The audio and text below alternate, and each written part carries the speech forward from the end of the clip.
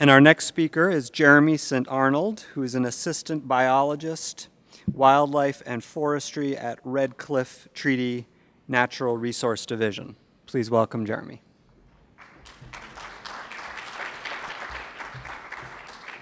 All right, like they mentioned, my name is Jeremy St. Arnold. I'm the assistant wildlife and forestry biologist for Red Cliff. And I'm going to switch up the mood a little bit here. There's been a lot of talk about policy and politics and things like that. And I'm going to talk a little bit more about the research side of conservation, because that's what we have going on at Red Cliff right now. And first, I'm going to talk about some American marten research. American marten are important because they're the only state endangered mammal. They're one of the original clan animals for the Ojibwe. And recently, about 5 years ago, they started showing up in Red Cliff on our trail cameras. And so we were able to get some funding this year. We actually were able to get 2 different grants. And we're going to do a combined marten and fisher research project where we put GPS collars that also have telemetry capabilities. We're going to deploy those on marten and fisher, and we're going to learn a little bit about the competition between marten and fisher. We're going to test the genetics and try to figure out where these marten came from, because the DNR only knows about 2 populations. But now all of a sudden marten are showing up on the Apostle Islands, on potentially 4 different islands. So there's certainly a metapopulation there that we previously didn't know about, and now we can tease out where these animals came from, because there's been at least 3 known reintroductions of marten, and there may possibly have been a 4th.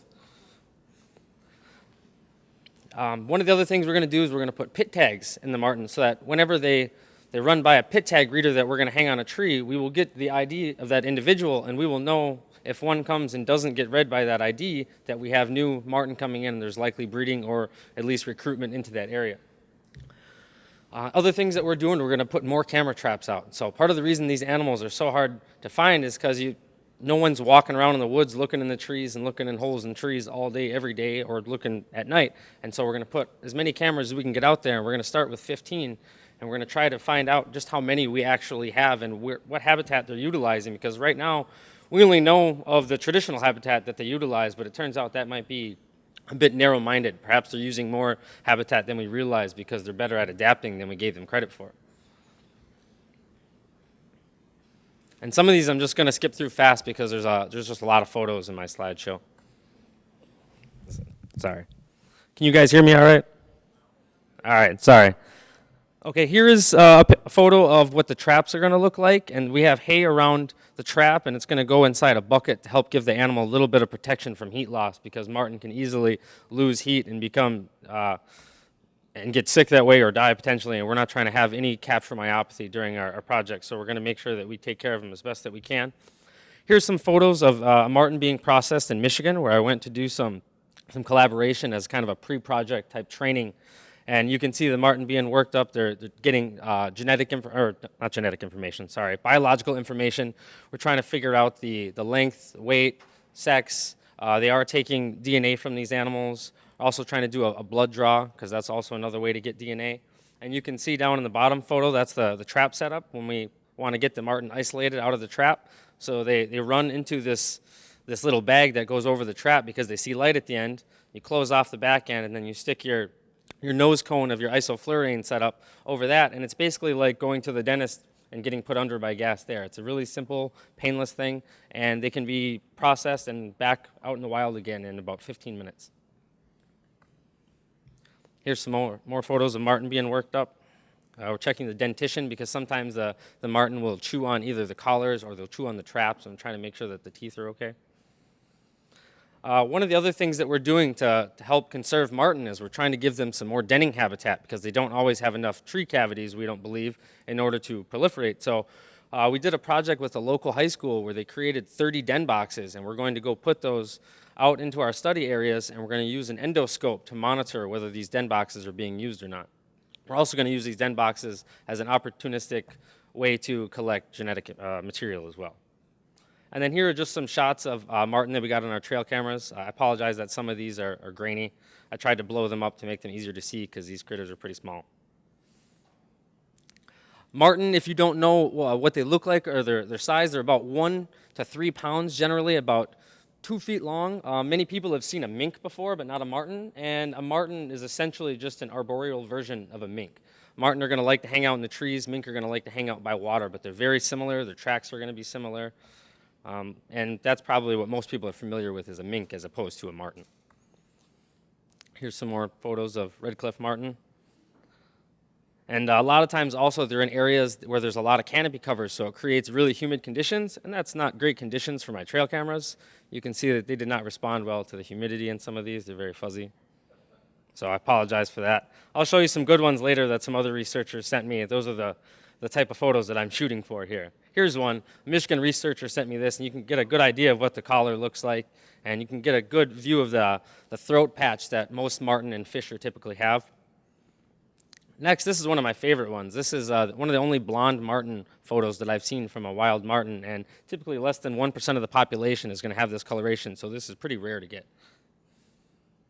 And then here's another one of my favorites. This is a juvenile marten. Pretty tough shot to get in the wild. Here's a shot of a female bringing back a baby grouse to her kits. And then we're also doing work on fisher, so I included some fisher photos as well. And a fisher is basically just a larger version of a marten. They're actually a cousin of the marten. And typically fisher can go from about 3 to 4 pounds all the way up to, I've heard of, 18 pounds.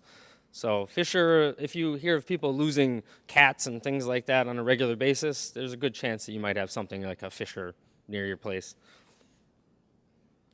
And also, one of the things about fisher, they were reintroduced because they're specialists at killing porcupines.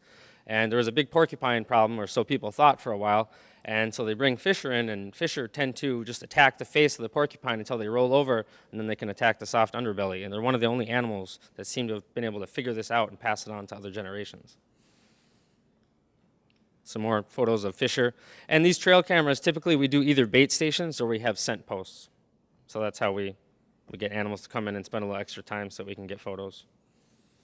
You can see one of the bait stations here. We have a piece of chicken placed on a tree, and then there's also some scent lure nearby. It's in one of those old film canisters that we basically just take and put cotton in there that's got scent on it and put holes on it, and that's kind of a slow or time release way to put scent out there so it lasts a little bit longer. All right, another thing I'm going to talk about is the Red Cliff Wolf Protection Plan. And the Wolf Protection Plan, there's basically a few main points, and one of the main points is that Red Cliff declared itself a wolf sanctuary. So there's never going to be any wolf harvests in Red Cliff. There's never going to be any lethal conflict mitigation within the reservation boundary. And part of the other thing with the plan is they want to get a 6-mile buffer around the reservation where there would be no quotas in any future harvest, because as far as I'm concerned, even though I don't want it, a future harvest is almost impossible to get away from at this point, because there's going to be enough legislation, I think, where eventually we're going to have to deal with it. So we would like to hope for the best, but also plan for the worst. So we would like to make sure that there's not going to be any wolf hunting anywhere near the reservation so that we can protect this reservation pack that we have. Some other things about the plan: we included documentation of wolf breeding for the first time on Red Cliff Reservation. Previously, they were thought to use the reservation, but not necessarily to actually breed there and spend significant amounts of time due to the small size of the reservation. But we did locate rendezvous sites, so we know that they were breeding in the area. As far as finding out where the wolves' habitat is and whatnot, we used the telemetry collars that the DNR had put on the wolves. We used those to map out where these wolves are going, and I also use my own telemetry triangulation so that we can figure out which habitat they utilize, what time of year, seasonal prey selection, and things like that. And some of the things that I'm excited about for wolf research, so that we can learn more about them and we can protect their habitat better, to get satellite collars instead of these telemetry collars. Telemetry collars require somebody to fly over with a plane or be on the ground with a handheld unit, and you spend lots of hours and you don't always get great returns on that. But if you use satellite collars, you tend to get a lot greater returns, and we can get more location points, so we can get more information.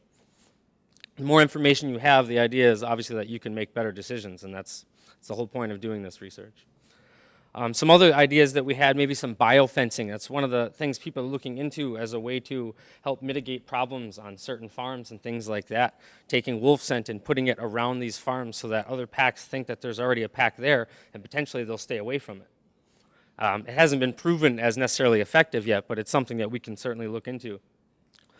Other things that can be looked into is I'd like to look into drones, using GoPro cameras on drones, because you can put a chip on a wolf collar, and then you can have the drone follow the wolf, and we can find out where den sites are. We can find out more about their behavior, about how they go about selecting prey. There's lots of different things we can find out. And the drones could also be used to identify things like emerald ash borer infestations, and when you lose lots of canopy. You could really easily find that out with a high-resolution camera from a drone, as opposed to trying to use satellite imagery that sometimes is grainy or you can't even get it. Here's just a map of the 2 local packs that I basically monitor. One is the Echo Valley pack, which is close to the reservation, which is the reservation's outlined in black on this map. And then the other one is the Sioux River pack, which is closer to Washburn. And then here's some photos I have of the Echo Valley pack from last year. This is in the top right corner, you can see the female with the DNR collar, and then you can see 4 of her pups there. And one of the ways that we got them to stay so long for a lot of these photos is that we will take roadkill carcasses instead of leaving them there and then having wildlife come and try to eat them and then get killed by a car there and having more roadkill. We will take the roadkill and we'll use it for our trail cameras. And we tie it up underneath logs and things like that. And there's just some more photos here of the pack. Oh, I can go back to this one. And the photo on the left, up in the top right, it's kind of hard to see, but this is one of the few photos we have of the alpha male of the pack. The other photo you saw that had the adult, that was an alpha female. He seems to be very camera shy. The female will come around the camera all the time, and he won't. So I guess some of you probably say that sounds pretty typical. I don't know. Here's a photo we got on the left. This is one of the only lone wolf photos that I have. He came when the pack was on the other side of the peninsula and was trying to steal a free meal. Some more photos of the pack here. I can just go through these kind of quick. Here's a good shot. You can see the DNR collar that she's got right there. And when she was when she had the collar placed on, she was approximately 2 years old and about 60 pounds. And some people might say, whoa, 60 pounds, that seems really small. But typically wolves are actually a lot smaller than most people are going to assume they are. A lot of people are going to tell you they see 150-pound wolves, and most likely that it's just not happening.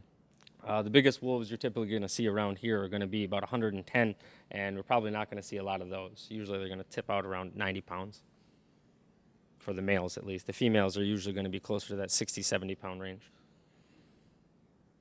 And I just have some more trail cam photos here. And if anybody's got any questions about the research as opposed to the topics for the panel, then feel free to ask. And these pups in these photos are about the 3-month mark, most of them. So they had just started eating meat and just started leaving the den recently. And they're getting ready to start traveling with the pack in the next couple of months after this photo was taken.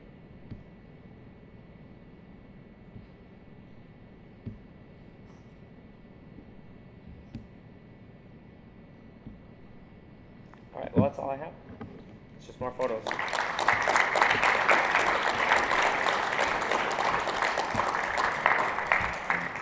Thank you very much, Jeremy. I'd like to invite Jeremy and Heather, Ari, and Peter to sit up front, please, as our panel.